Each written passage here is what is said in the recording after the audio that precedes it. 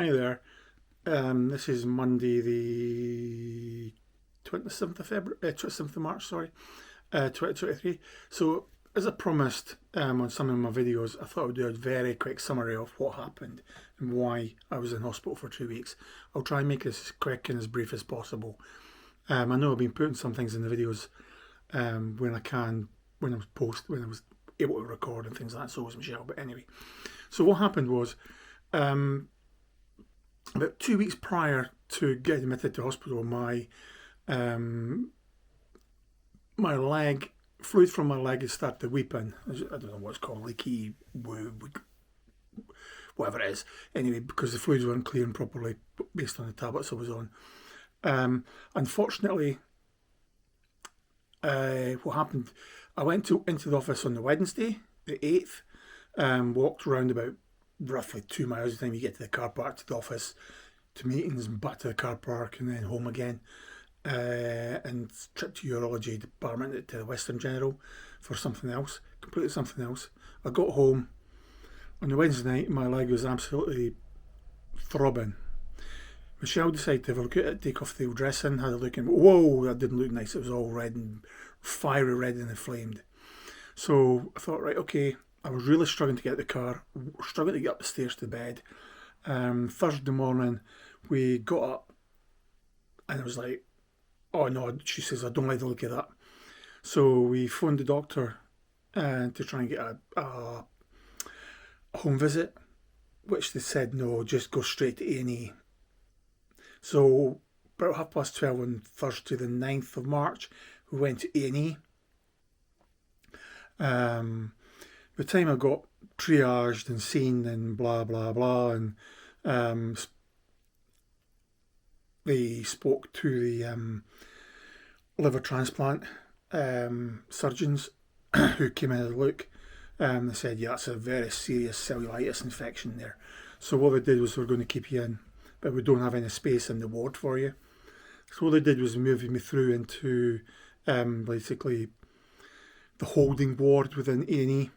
And because of the infection, I eventually got put into a side room. In the early hours of that sort of Friday morning, I got moved through to the acute medical unit. Again, still waiting on the bed in the ward. Michelle came in, had a quick shower, but the nurses had dressed my leg and didn't like the look of it. By that time, I'd already been given the cannula in and some IV, antibiotic IV, but obviously they weren't sure exactly what it was, but any antibiotic was better than none. So, but I was really struggling to walk and things like that. But Michelle, bless her, came into the shower room with me and helped give me a shower that morning, which was really good. Really freshed me up. But again, I really struggled to stand and get washed. It was very quick wash in the shower, basically. Even the nurse came in and gave a hand as well. So got into bed back in the AMU, sorry, and then I think about, was it 3 o'clock in the afternoon? On the Friday, I got taken up into was it 3 o'clock in the? Yeah, it must have been at 3 o'clock on the Friday afternoon. I got taken up into the transplant ward at the Royal Infirmary in Edinburgh, and then I kept monitoring my blood pressure, which was dropping. My kidney functions were dropping. They were testing on my white blood cell counts, all dropping. They swallowed my leg, and they came back with obviously deep cellulitis. There was also a touch of MRSA in there. Thankfully, there was none of the flesh-eating bug thing, Nashi fire or whatever it's called, fasciitis. And then when my blood pressure kept dropping, at one point I was down to like 70/35, and they were really, really starting to get concerned. So they found a space in the high dependency unit for me. So I went through to the high dependency, went in there. It was basically straight in, catheter in, all wired up to the machines. They came and put a arterial line from my left artery near my hand into the machine because the blood pressure cuff isn't enough, it's not accurate enough. And they put big, as I said before, put cannulas in my neck here, all under local anaesthetic, but by Christ, it was still sore. So what they did was then, so they can then start pumping in the meds to bring my blood pressure under control and try and get my kidneys under control while I was still dealing with it. They had to go and then grow the cultures from my blood samples to fight the bacteria. So they did that, and then I was on like 3 antibacterial drips a day to try and bring that under control. So I was in high dependency in a side sort of cubicle bit. Then they moved me into my own ward, into my own sort of side room because of the infection as well. God bless the family. They came across at that weekend to see me. Obviously, I had no idea how seriously ill I was, but I was almost, I was at death's door. But obviously, they don't tell you that, but they tell your family that it's not looking good. And then even on the sort of, I think it was a Saturday, they said they were going to have me, they had to call in the doctors 3 times because I was really tired and they were going to maybe have to go and sedate me. But my whole body was fighting against things just to get over it. And if that was the case, then I'd have to contact Michelle as well. So that's how serious things were. Things were not really improving blood pressure wise. White blood cell counts weren't really improving that much. Obviously, it was early days with antibiotics. So they then kept taking bloods 2-3 times a day, checking different things, and also I wasn't allowed out of bed for the best part of 2 days, so I was stuck in that bed. Michelle was coming in to see me. I was just basically falling asleep, and at one point I just said to Michelle, "Sorry, I'm not much company, just go home." Which she didn't mind because she knew I was so dead tired. It was the same with the family members that came to see me. I kept falling asleep as well, even though I tried my best. I kept falling asleep. Good thing about the HDU side room I was in, it had its own TV in it, which was brilliant. It was on noise in the background, which helped pass the time. Then things started to progress over the next couple of days. Don't ask me what day, when, whatever, but I started to progress. They were unable to take the cannula off. They were able to take the A line out of my iron because my blood pressure was starting to stabilise. My cell count was not coming in greatly, but my cell count was coming down, white cell blood cell count. I took the arterial line out, took the cannulas in my neck out, and let's just say that's not nice. I mean, the cannulas in my neck, when the nurse says, "Do you want to see it?" I mean, yeah, there must have been about half a dozen cannulas on it for different reasons into the big massive vein in the side of your neck. And she says, the tube, I don't know, must have been about 4 or 5 millimeters in diameter, and it was about 20-25 centimeters long because it's got to go just to basically top of you from your neck to the tip of your heart. So it was massive, and I just, whoa, that scared me. But so thankful as well at the same time. So over the next couple of days, I stayed in that room, still getting my IV. And it says, "Yeah, we're going to get you back on the ward, but we're still waiting on a side room for you on the ward." But again, I was still in the HDU, my own toilet room, wherever I needed help. They were there to help me because there's a few times I needed to go to the toilet and times I didn't quite make it in time.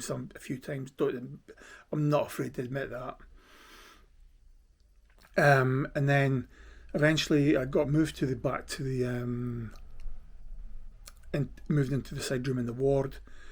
The good thing is that things are starting to stabilise, although my white blood cell count wasn't getting any better. what they did was they said, right, okay, we need to check that there's not an infection somewhere else in the bones or wherever, because obviously the prostate cancer as well. I just want to make sure everything's clear. So I had to go for an MRI. They did an MRI on my back, my spine, and obviously other bits and bobs of my stack. And it all came back clear. And thankfully the next few days after that, my white blood cells started to drop, which was really good. So it means they were on top of the infection. And obviously and I was still on the 3 courses of antibiotics a day, in there. So the nurses would come in and pop in again now and again, because just every wee chat, a wee blather, just something to do basically, pass my time as well, because it is quite isolated being in an evening side room away at the end of the corridor. But I really appreciated that from them. But I was quite sore. I'd push my buzzer a couple of times during the nights just to get some pain relief.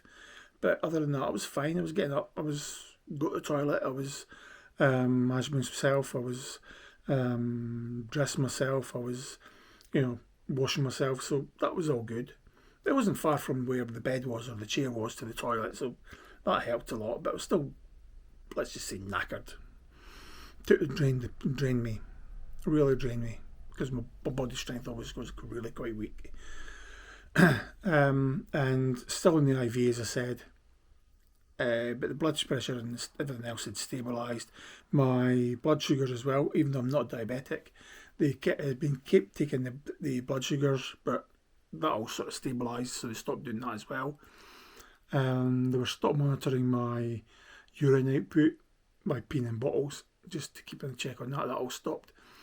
And as I said on other videos, on Thursday the doctors came in and said, right, okay, we've given you 1 extra dose of the IV this morning, but what we'll do is we'll keep you in and we'll give you that 2nd extra dose on the Thursday afternoon, which was about 2 p.m, and then I would be discharged and could go home. So from, I think I've said before, I think it was about 5 o'clock or something, 5 p.m, I got home on the Thursday night. But obviously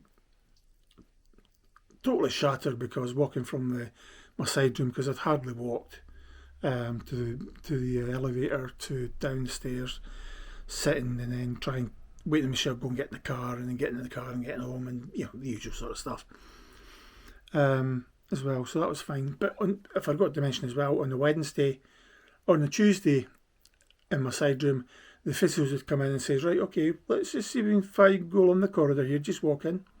I mean, I was feeling quite bright and okay that day anyway, so I got up and walked along the corridor and got back and says, yeah, fine, tomorrow let's go and do the stairs. We'll do the stairs tomorrow. Are you okay with that? I went, yeah. So on the Wednesday, she came in, I don't know, back at 10, and says, do you fancy doing the stairs? But I'd put in a bad night, the pain, and she saw it in my face, I was grimacing. She says, not right now, I could try it for you, but not right now, no, I need some pain relief. So the physio came back in the afternoon. A different physio. He says, right, you ready? I went, yeah, let's go for it. Let's get this done out of the way. So along a corridor a wee bit, through doors, the staircase, because in the house we've got 15 stairs in the house, so he made sure I had to at least do 15 stairs, I think it was. But I managed to walk along the corridor, up 15 stairs, back down 15 stairs. Obviously there was another nurse there with a wheelchair just in case I needed it. And then it was back onto, and I managed to walk along to the ward. Obviously by that point my mouth was bone dry, as you can probably tell just now, it was bone dry as well. So I'm going to take a swig. And then I basically sat in my chair, heavy breathing, because obviously just a dry mouth, but once I got my sip of water it was fine. And the physio guy says, I'm happy to sign you off. We don't have to see you again. You're more than capable, physically wise, to do what you need at home. So that was that. So as I say, on the Thursday, the doctors came in, the registrar came in the morning. So everything's fine. Everything, get your 2nd dose and then we'll get you home. Then the consultants came in the afternoon. I don't know, usually around about 3 o'clock. I think I'd had my second IV by then. By that point, I was getting my meds and discharge letters and all that sorted anyway. Michelle was sitting waiting. And after that, it was fine. But the way the doctors, as I've said before, the way the doctors are all talking, they're all fairly positive. They've got to the bottom of the infection. They don't see any problems, but I've been suspended from the list for until at least the 6th of April, just to double make sure that it's all gone. And then I will, fingers crossed, go back on the list. And again, toes, fingers, everything crossed that I will get a phone call, very soon after that to go and get the transplant. Because I think once I get my transplant, I know I won't have a great immune system because of the immune suppressant drugs, but at least my liver will the new liver will start to function and process things properly, so that I can get rid of all these toxins in my body and stop looking so yellow and just get back to some real life. It's going to be a long recovery, but hey, that's it. That's how it's going to be. I accept that, but I'd rather that than the alternative. So let's see what the 6th of April brings on that one as well.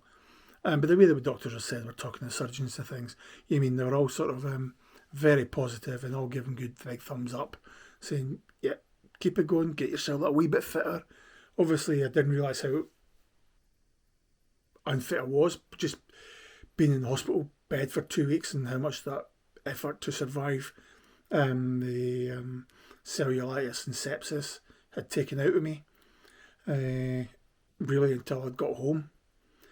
So, yeah, onwards and upwards. Today's the Monday, as I said, after being discharged on the previous Thursday.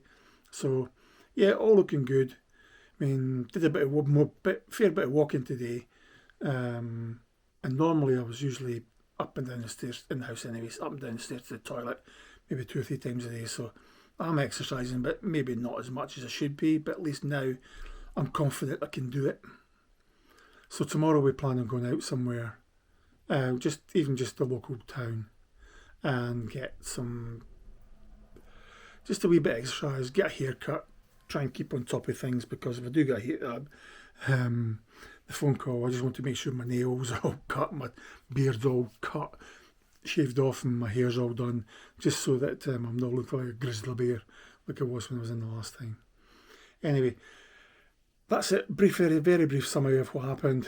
I know I've said it in other videos as well, but just a very brief summary, just in case people have not caught up on those ones. But anyway, I would just like to say a big, huge thank you to all family, friends, followers and that on Facebook, and send very nice comments, and on YouTube as well, and to the doctors and nurses who helped me get through it. Right, bye.